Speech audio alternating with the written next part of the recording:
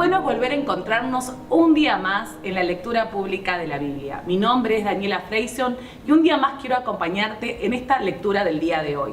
Hoy vamos a comenzar leyendo un salmo que realmente es precioso, un salmo que habla de la actitud que tenemos que tener cuando nos encontramos angustiados. Aquí el salmista hace una confesión de su angustia y una oración que realmente tocó mucho mi corazón y comienza a decir: Señor, me has desamparado, clamo de día y siento que no me respondes, pero así todo esperaré en Dios. Como esperaron mis padres, yo también esperaré, porque sé que no nos has avergonzado, sé que no nos has abandonado. Qué declaración tan poderosa que podemos hacer nosotros también en nuestras vidas. Ese salmo realmente es de tanta bendición. Luego vamos a pasar por el libro de Reyes, Segunda de Reyes, capítulo 20 y 21. Y luego vamos a terminar en el libro de Hechos, capítulo 28, del versículo 1 al 16. Y encontramos a Pablo en la isla de Malta. Pablo cumpliendo el plan de Dios en su vida. Pablo que se encuentra con un naufragio, pero llega a salvo. Dios una vez más lo libra de la muerte y tiene una experiencia allí en Malta y luego termina entonces cumpliendo el plan de Dios llegando a Roma. Bueno, te invito entonces a leer juntos y a escuchar la palabra de Dios. El libro de Salmos, capítulo 22. Dios mío, ¿por qué me has abandonado? ¿Por qué estás tan lejos cuando gimo por ayuda? Cada día clamo a ti, mi Dios, pero no respondes. Cada noche levanto mi voz, pero no encuentro alivio. Sin embargo, tú eres santo. Estás entronizado en las alabanzas de Israel. Nuestros antepasados confiaron en ti y los rescataste. Clamaron a ti y los salvaste. Confiaron en ti y nunca fueron avergonzados. Pero yo soy un gusano, no un hombre. Todos me desprecian y me tratan con desdén. Todos los que me ven se burlan de mí. Sonríen con malicia y menean la cabeza mientras dicen: «¿Este es el que confía en el Señor? Entonces que el Señor lo salve. Si el Señor lo ama tanto, que el Señor lo rescate». Sin embargo, me sacaste a salvo del vientre de mi madre, y desde que ella me amamantaba, me hiciste confiar en ti. Me arrojaron en tus brazos al nacer. Desde mi nacimiento tú has sido mi Dios. No te quedes tan lejos de mí, porque se acercan dificultades y nadie más puede ayudarme. Mis enemigos me rodean como una manada de toros. Toros feroces de Basán me tienen cercado. Como leones abren sus fauces contra mí, rugen y despedazan a su presa. Mi vida se derrama como el agua y todos mis huesos se han dislocado. Mi corazón es como cera que se derrite dentro de mí. Mi fuerza se ha secado como barro cocido. La lengua se me pega al paladar. Me acostaste en el polvo y me diste por muerto. Mis enemigos me rodean como una jauría de perros. Una pandilla de malvados me acorrala. Han atravesado mis manos y mis pies. Puedo contar cada uno de mis huesos.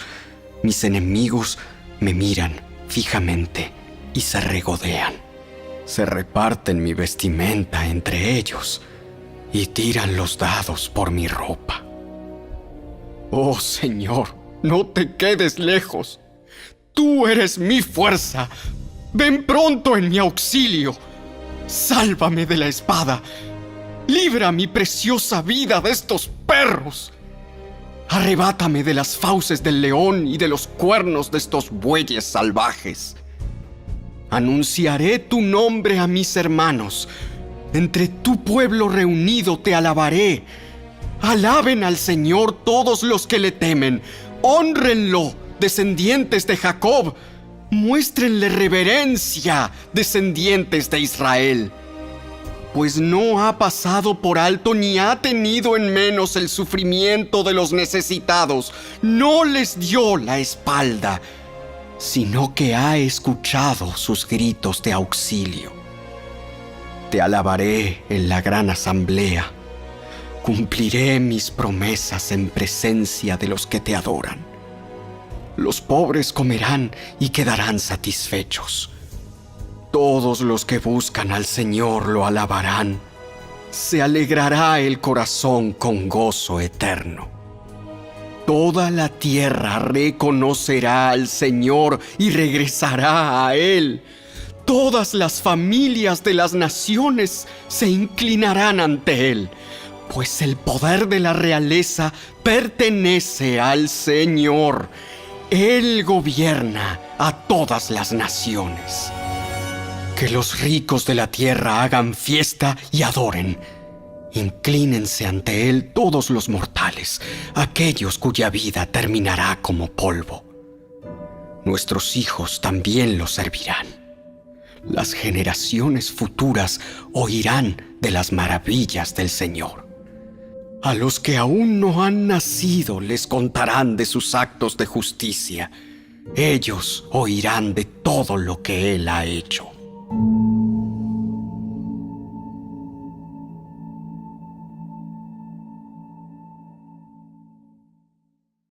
El segundo libro de Reyes, capítulo 20. Por ese tiempo, Ezequías se enfermó gravemente, y el profeta Isaías, hijo de Amós, fue a visitarlo. Le dio al rey el siguiente mensaje. Esto dice el Señor: pon tus asuntos en orden, porque vas a morir. No te recuperarás de esta enfermedad. Cuando Ezequías oyó el mensaje, volvió su rostro hacia la pared y oró al Señor. Acuérdate, oh Señor, que siempre te he sido fiel y te he servido con singular determinación, haciendo siempre lo que te agrada. Y el rey se echó a llorar amargamente. Sin embargo, antes de que Isaías saliera del patio central, recibió este mensaje de parte del Señor. Regresa y dile a Ezequías, el líder de mi pueblo: esto dice el Señor, Dios de tu antepasado David. He oído tu oración y he visto tus lágrimas. Voy a sanarte, y en 3 días te levantarás de la cama e irás al templo del Señor. Te añadiré 15 años más de vida, y te rescataré del rey de Asiria junto con esta ciudad. Defenderé esta ciudad por mi propia honra y por amor a mi siervo David. Entonces Isaías dijo: Preparen un ungüento de higos. Así que los sirvientes de Ezequías untaron el ungüento sobre la llaga, y Ezequías se recuperó.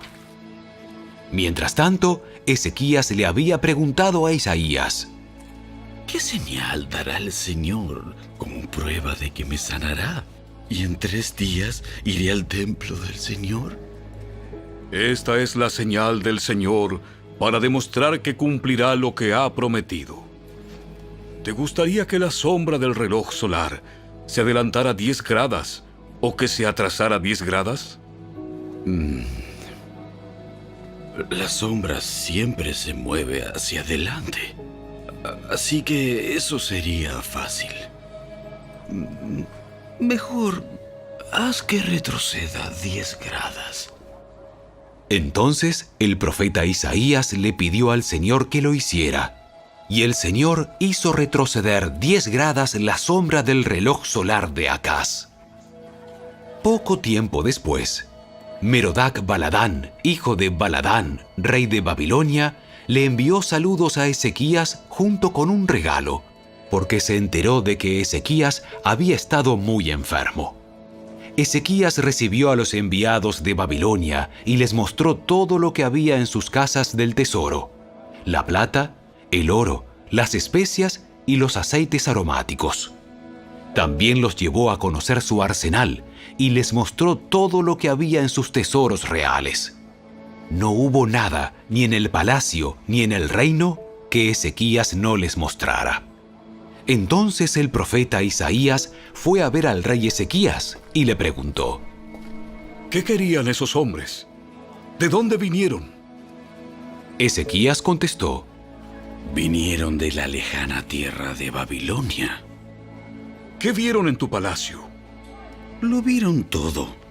Les mostré todo lo que poseo, todos mis tesoros reales. Entonces Isaías dijo a Ezequías: Escucha este mensaje del Señor.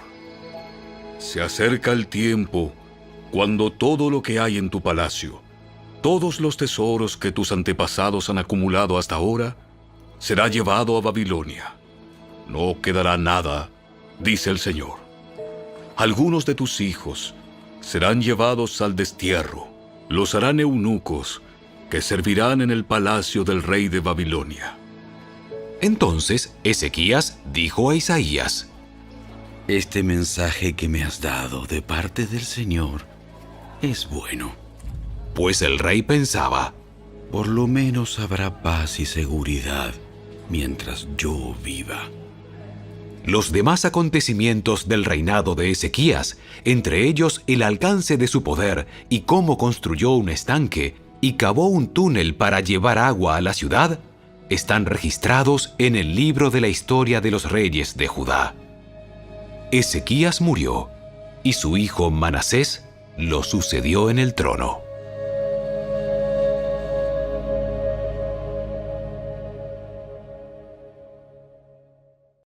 El segundo libro de Reyes, capítulo 21.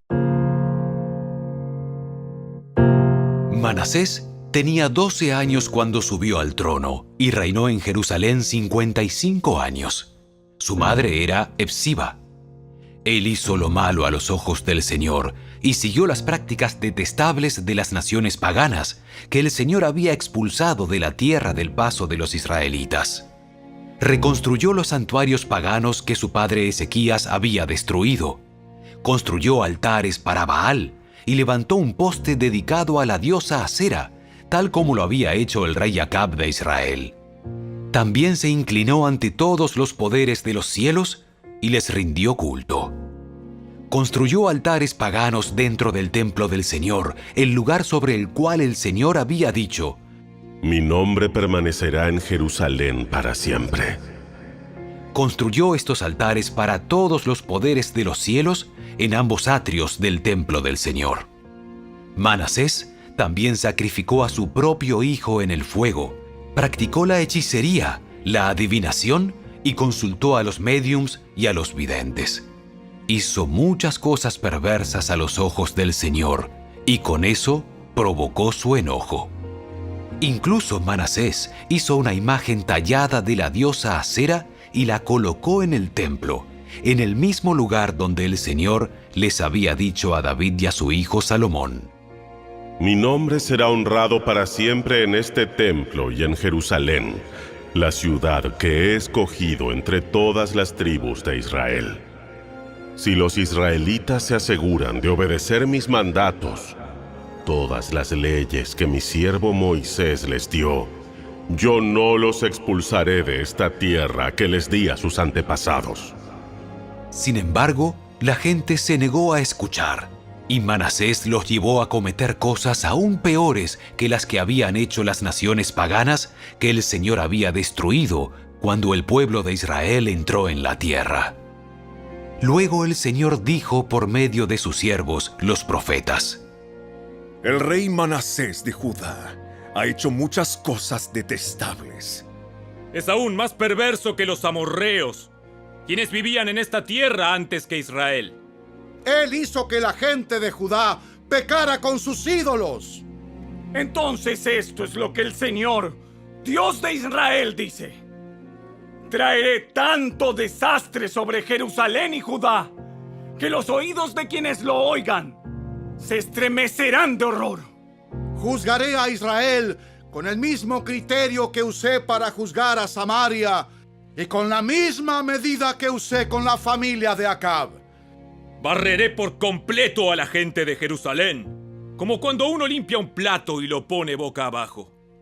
Incluso rechazaré al remanente de mi pueblo que haya quedado y los entregaré como botín a sus enemigos. Pues han cometido gran maldad a mis ojos y me han hecho enojar desde que sus antepasados salieron de Egipto. Manasés también asesinó a mucha gente inocente, a tal punto que Jerusalén se llenó de sangre inocente de un extremo a otro. Eso fue, además del pecado que hizo cometer a los habitantes de Judá al inducirlos a hacer lo malo a los ojos del Señor. Los demás acontecimientos del reinado de Manasés y todo lo que él hizo, entre ellos los pecados que cometió, están registrados en el libro de la historia de los reyes de Judá. Cuando Manasés murió, lo enterraron en el jardín del palacio, el jardín de Usa. Luego su hijo Amón lo sucedió en el trono. Amón tenía 22 años cuando subió al trono y reinó en Jerusalén 2 años. Su madre se llamaba Mesulemet y era hija de Harús de Jotbá. Él hizo lo malo a los ojos del Señor, tal como su padre Manasés. Siguió el ejemplo de su padre al rendirles culto a los mismos ídolos que su padre había venerado. Abandonó al Señor, Dios de sus antepasados, y se negó a andar en los caminos del Señor. Tiempo después, los propios funcionarios de Amón conspiraron contra él y lo asesinaron en su palacio. Pero los habitantes del reino mataron a todos los que habían conspirado contra el rey Amón, y luego proclamaron rey a su hijo Josías. Los demás acontecimientos del reinado de Amón y lo que hizo están registrados en el libro de la historia de los reyes de Judá. Fue enterrado en su tumba, en el jardín de Usa. Luego su hijo Josías lo sucedió en el trono.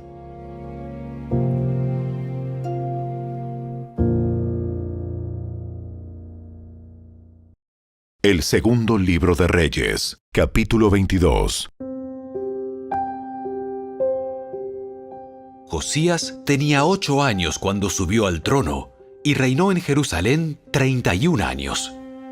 Su madre se llamaba Jedida y era hija de Adaía de Boscat.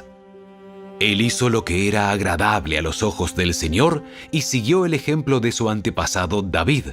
No se apartó de lo que era correcto. Durante el año 18 de su reinado, el rey Josías envió al templo del Señor a Safán, hijo de Asalía y nieto de Mesulam, secretario de la corte.